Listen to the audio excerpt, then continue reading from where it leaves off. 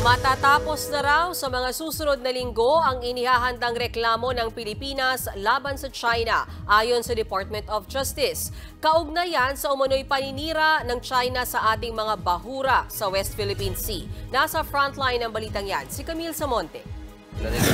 Sa isang panayam kanina, inanunsyo ng Department of Justice na malapit na nilang makumpleto ang mga dokumento sa inihahandang environmental case laban sa China. Kaugnay ito sa mga mapaminsalang aktibidad ng China sa West Philippine Sea. Walang pinal na petsang ibinigay ang DOJ, pero ayon sa ahensya, katuwang nila ang Office of the Solicitor General sa case build-up. Confident naman po tayo na in a few weeks ay mabuo na yung ating complaint at yung mga attachments na ebidensya. Setyembre noong nakaraang taon nang unang palutangin ni Justice Secretary Boyeng Remulla ang posibilidad na ihabla ulit ang China matapos mabisto ng Armed Forces of the Philippines ang sira-sirang mga corals mula sa Rosal Reef at Sabina Shoal. Posibleng bahagi raw ito ng pagtatayo ng mga artificial island ng China sa ating teritoryo. Ito ang ikalawang beses na kakasuhan ng Pilipinas ang China sa International Court. Taong 2016 nang katiga ng Arbitral Tribunal ang sinampang reklamo ng Pilipinas na nagpapawalang bisa sa 9-dash line claim ng Beijing sa South China Sea.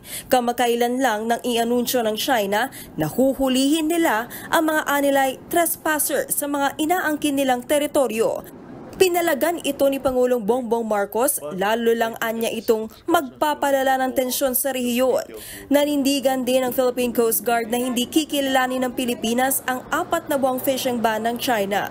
Kaugnay naman sa isyu ng wiretapping sa umano'y usapan ng isang Chinese military attaché at ng opisyal ng AFP Western Command tungkol sa umano'y new model agreement sa West Philippine Sea, patuloy pa raw ang investigasyon dito ng DOJ. Pero may nakakita na silang posibleng na parusa sa sangkot na opisyal ng China. Wala pa naman pong significant developments on that. Diplomats are covered by diplomatic immunity. They cannot be held liable criminally in the Philippines. However, we are looking into that. We are seeing kung meron po tayong pwedeng gawin. At the very least po, we can declare those involved individuals as persona non grata here in the Philippines at yung home country nila are restrained or are forced to replace him here in the Philippines. Nagbabalita mula sa Frontline, Camille Samonte, News 5.